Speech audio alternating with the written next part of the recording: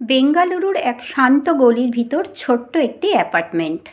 সেই ঘরেই বসে দুই তরুণ, সচিন বানশাল আর বিন্নি বানশাল, নিজেদের ভবিষ্যৎ নিয়ে আলোচনা করতেন।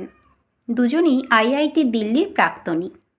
ক্লাসে, ক্যান্টিনে, প্রকল্পে অনেক সময় একসঙ্গে কাটানোর ফলে তাদের স্বপ্নও একসময় একই দিকে বাঁক নেয়।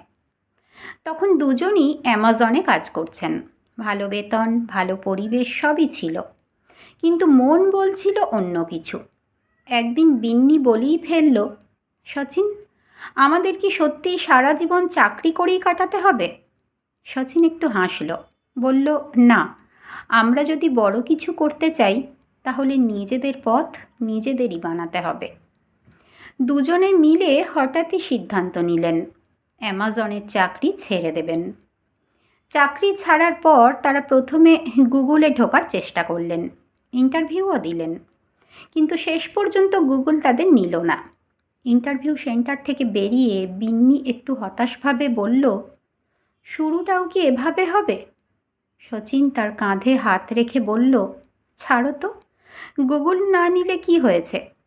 নিজেরাই কিছু শুরু করলে হয়তো একদিন গুগলই আমাদের কথা বলবে। এই কথাই যেন ভবিষ্যতের ইঙ্গিত ছিল। সামান্য সঞ্চয়, পুরনো একটা ডেস্ক, দুটো ল্যাপটপ আর একগাদা স্বপ্ন, এই নিয়েই তারা শুরু করলো ফ্লিপকার্ট। প্রথমে বই বিক্রি, বই প্যাকিং, কাস্টমারের ফোন ধরা, স্কুটারে চেপে ডেলিভারি, সবই দুজনের নিজের হাতে। কিন্তু তখনকার ভারত অনলাইন কেনাকাটার জন্য প্রস্তুত ছিল না। মানুষ অনলাইনে টাকা দিতে ভয় পেত। পেমেন্ট গেটওয়ে ঠিকমতো কাজ করতো না। কুরিয়ার সার্ভিসও বিশ্বাসযোগ্য ছিল না।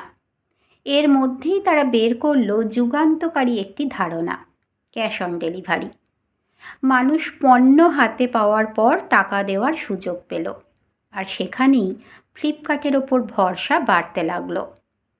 অর্ডার বাড়ার সঙ্গে সঙ্গে ডেলিভারির সমস্যা স্পষ্ট হয়ে উঠল। অনেক কুরিয়ার কোম্পানি তাদের সাথে কাজ করতে চাইছিল না। তখন দুজনে আবার বড় সিদ্ধান্ত নিলেন, নিজেদের ডেলিভারি নেটওয়ার্ক তৈরি করবেন। এভাবেই জন্ম নিল ই-কার্ট। গ্রাহক সময় মতো পণ্য পেল, ব্যবসা আরও দ্রুত বাড়তে লাগলো। পরবর্তী 10 বছরে ফ্লিপকার্ট হয়ে উঠল ভারতের ই-কমার্সের মুখ।